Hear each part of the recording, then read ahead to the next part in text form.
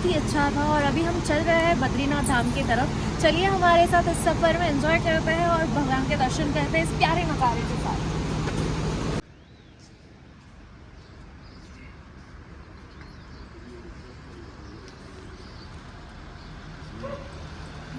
नमस्ते दोस्तों, welcome to 1000 travel stories. मैं हूँ आपकी होस्ट सुमना दत्ता विद धीरेन्द्र दत्ता। और जैसे कि हमने आपको बताया कि हम बद्रीनाथ धाम की तरफ चल रहे हैं, वैसे ही कल रात को हमें बहुत लेट हो चुका था, इसीलिए हमने जोशीमठ में ही स्टे ले लिया, which is one of the home stay, which is Panwar ji home stay.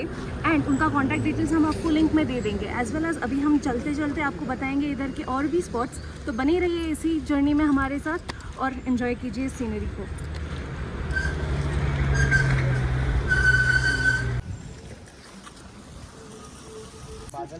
Home stay जैसे कि आप देख रहे हैं, कॉन्टैक्ट नंबर उधर है और हम डिटेल्स में भी देंगे। And it is very nominal and budget friendly room बता सकते हैं आपको।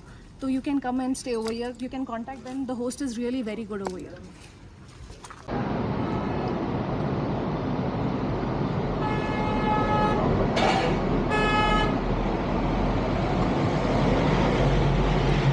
पे सफ़र चलते चलते अभी हमने नाश्ता करने के लिए एक स्टॉप लिया है।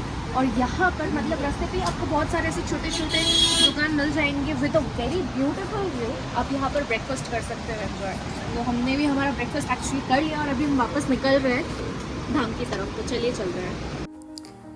सो दोस्तों, अब हम निकल पड़े हैं बद्रीनाथ धाम की ओर। जोशीमठ से बद्रीनाथ का डिस्टेंस है लगभग 45 किलोमीटर्स, लेकिन पहाड़ी रास्ता होने के कारण ये जर्नी करीबन 2 से ढाई घंटे का टाइम लेती है। रास्ता बहुत ही सुंदर है, लेकिन साथ ही साथ थोड़ा खतरनाक भी।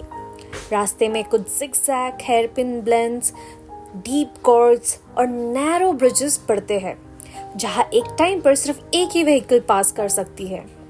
कहीं कहीं चट्टान से पानी गिरता है और स्लिपरी टर्न होते हैं, तो गाड़ी का ड्राइवर एक्सपीरियंस्ड होना चाहिए। ये रास्ता बादलों के बीच से गुजरता है, जहां से कभी अलकनंदा रिवर दिखाई देती है तो कभी बर्फ से ढके पहाड़।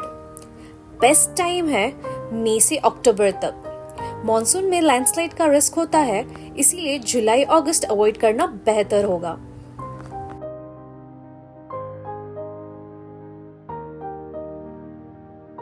अभी हम पहुंच गए हैं बद्रीनाथ धाम में और यहाँ से कुछ 1 किलोमीटर हमको चल के जाना है। तो चलिए चलते हैं और जाके दर्शन करते हैं भगवान। अभी दर्शन टोकन ले रहे हैं। यहाँ पर आप जब भी आते हैं, यहाँ पर एंट्री करते हैं तो आप दर्शन टोकन लेना। दर्शन टोकन लेकर के फिर आगे बढ़िएगा।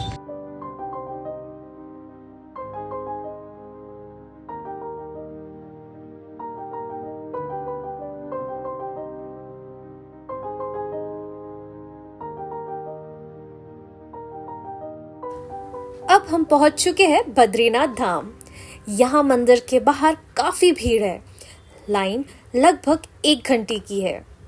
लाइन में खड़े खड़े हमने एक लोकल स्टॉल से गर्मा गर्म दूध पिया, थोड़ी सी शॉपिंग की, लोकल वुलन कैप्स, रुद्राक्ष माला, प्रसाद लिया और एक जगह गाय माता से लाड़ दुलार किया। ये सब यात्रा का एक भक्ति भरा हिस्सा है। बद्रीनाथ धाम भगवान विष्णु के रूप बद्री नारायण जी को समर्पित है। ये 4 धाम यात्रा का एक इम्पोर्टेंट धाम है। कहानी कहता है कि भगवान विष्णु यहाँ ध्यान में लीन हुए थे और उनके ऊपर लक्ष्मी जी ने भद्री वृक्ष का रूप धारण करके छाया बनाया।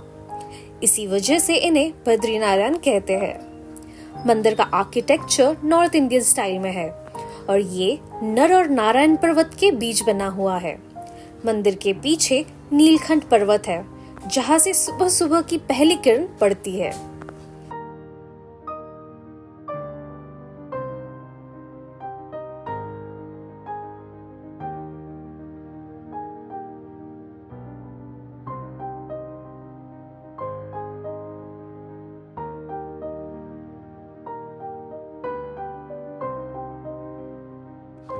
मंदिर के बिल्कुल पास तप्त कुंड है, जिसमें यात्रा से पहले लोग स्नान करते हैं। ये कुंड हमेशा गर्म रहता है, चाहे बाहर बर्फ क्यों ना गिर रही हो। कहानी कहती है कि भगवान अग्नि ने यहाँ तपस्या की थी और उनकी अग्नि यहाँ सदैव जलती है। इसीलिए ये पानी कभी ठंडा नहीं होता। ये पानी शुद्ध माना जाता है और कहा जाता है कि ये स्नान शरीर के साथ साथ मन को भी पवित्र करता है। दर्शन के बाद हम निकल पड़े हैं माना गांव की तरफ। दोस्तों, बद्रीनाथ से माना गांव का डिस्टेंस लगभग 3 किलोमीटर का है। आप चाहे तो चलकर भी जा सकते हैं। रास्ता सुंदर है और भक्तों से भरा रहता है।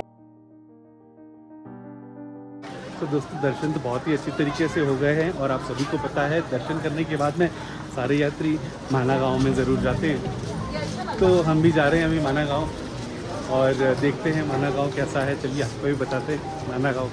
लेकिन अगर आपको चलने में दिक्कत हो तो लोकल कार भी अवेलेबल है। पर पर्सन 100 रुपीज लगता है। माना गांव को भारत का पहला गांव कहा जाता है। ये गांव इंडो तिब्बत बॉर्डर के बिल्कुल पास बसा हुआ है और पूरा गांव एक शुद्ध, संतुलित और सुकून भरा अनुभव देता है। कहानियों के मुताबिक महाभारत के पांडव यही रुककर स्वर्ग की यात्रा पर निकले थे। माना गांव में आप देखोगे व्यास गुफा, जहां ऋषि व्यास ने महाभारत को लिखवाया था। उनका सारथी और शिष्य लॉर्ड गणेश ने यही बैठकर महाभारत लिखा था। इसी जगह को गणेश गुफा कहते हैं। माना गांव के बाद हम चलते हैं स्वर्ग द्वार की ओर। यही वो रास्ता है जहां से पांडव हिमालय पर चढ़ाई करते हुए स्वर्ग के लिए निकले थे।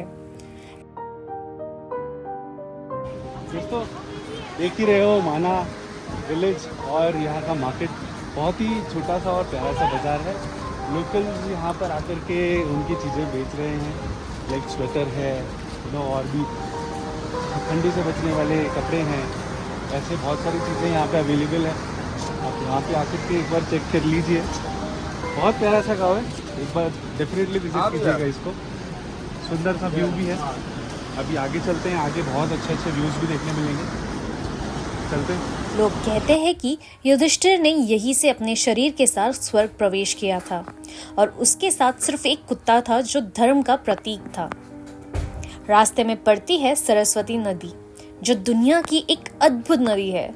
कहा जाता है कि सरस्वती माँ ने यहीं से धरती पर प्रवाह शुरू किया था। ये नदी आपको एक पत्थर के बीच से निकलती हुई मिलेगी और नदी का जोर इतना होता है कि आवाज काफी दूर तक सुनाई देती है। ये नदी आगे जाकर गुप्त हो जाती है, इसीलिए इसे अंतर्ध्यान सरस्वती भी कहते हैं। दोस्तों, ऐसा कहा जाता है जब ऋषि वेद व्यास महाभारत लिखवा रहे थे, गणेश जी बिना रुके लिख रहे थे, लेकिन पास से बह रही सरस्वती नदी का पानी जोर से बह रहा था, जिसकी आवाज से गणेश जी का ध्यान भटक गया। गुस्से में आकर गणेश जी ने कहा माँ सरस्वती जी से कि तुमने मेरे मन को विचलित किया है, और इसीलिए उनको शाप दिया कि वो पाताल लोक में प्रवेश हो जाए, और इसीलिए सरस्वती नदी वहां से पाताल लोक में चली गई। तो दोस्तों, अभी हम आ चुके हैं मेन डेस्टिनेशन पे। यहाँ पर आप मेरे पीछे देख सकते हो भीम पुल बनाया गया है। ये पूरा भीम पुल है। एज वेल एज मैं जो खड़ी हूँ यहाँ पर मंदिर है, सरस्वती मंदिर, और सरस्वती नदी इधर ही हमारे पीछे बह रही है। बहुत ही सुंदर नज़ारा है। ये भीम पुल से ही पांडव स्वर्ग के रास्ते गए थे। तो दोस्तों, आपको हमने पीछे बताया भीम का पुल, और वहीं से जाते जाते ये है स्वर्ग का रास्ता। चलिए आगे आपको आगे का दृश्य बताते हैं।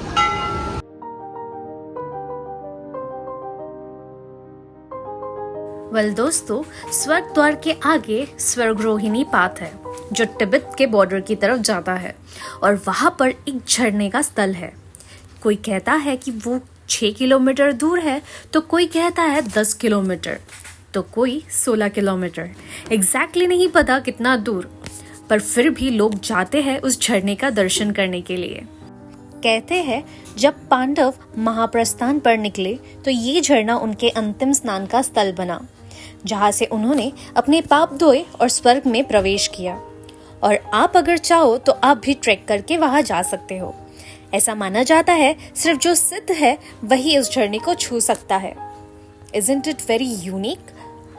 दोस्तों, इसी भक्ति, श्रद्धा और अनंत कहानियों के बीच हमारा ये सफर यही खत्म होता है। आशा है आपको ये व्लॉग पसंद आया होगा। अगर हाँ तो लाइक जरूर करें, चैनल को सब्सक्राइब करें और कमेंट में लिखना ना भूलें। जय भद्री विशाल, जय मां सरस्वती। मिलते हैं अगले यात्रा में, तब तक के लिए शुभ यात्रा। हर हर महादेव। बाय।